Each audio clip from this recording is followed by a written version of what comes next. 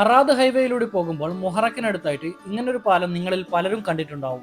ഈ പാലത്തിലൂടെ കയറി ബീച്ച് സൈഡിലേക്ക് പോയാൽ അതിമനോഹരമായ ഒരു കടൽപ്പാലവും ഒരു കോട്ടയും ഇവിടെയുണ്ട്. പലർക്കും ഇപ്പോഴും സംശയമുള്ള ഒരു കാര്യമാണ് ഇവിടത്തേക്ക് എങ്ങനെയാണ് കയറുന്നതെന്ന്. പാലത്തിന്റെ മുകളിലേക്ക് കയറാൻ വേണ്ടി ഈ ഒരു സൈഡിലായിട്ട് ലിഫ്റ്റ് ഉണ്ട്. റോഡിന്റെ മറുവശത്ത് നിന്ന് സ്റ്റെയർ വഴിയും കയറാവുന്നതാണ്.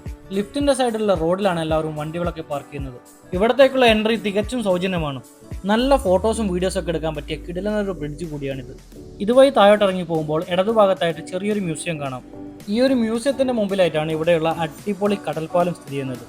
രാവിലെ 10 മണി മുതൽ വൈകുന്നേരം 6 മണി വരെയാണ് വിസിറ്റേഴ്സിന് ഇവിടെ അലൗഡ് ഉള്ളത്. വൈകുന്നേര സമയങ്ങളിലൊക്കെ വന്നു കഴിഞ്ഞാൽ ഇവിടെ കാണാൻ നല്ല ഭംഗിയായിരിക്കും. ബോട്ടിലൊക്കെ കയറാൻ താല്പര്യമുള്ളവർക്ക് സെപ്പറേറ്റ് ടിക്കറ്റ് എടുത്തു കഴിഞ്ഞാൽ അതിനുള്ള സൗകര്യവും ഇവിടെയുണ്ട്. അടിപൊളി പ്ലേസ് ആണ് കേട്ടോ. കാണാത്ത ആരെങ്കിലും ഉണ്ടെങ്കിൽ എന്തായാലും വന്ന് കാണണം.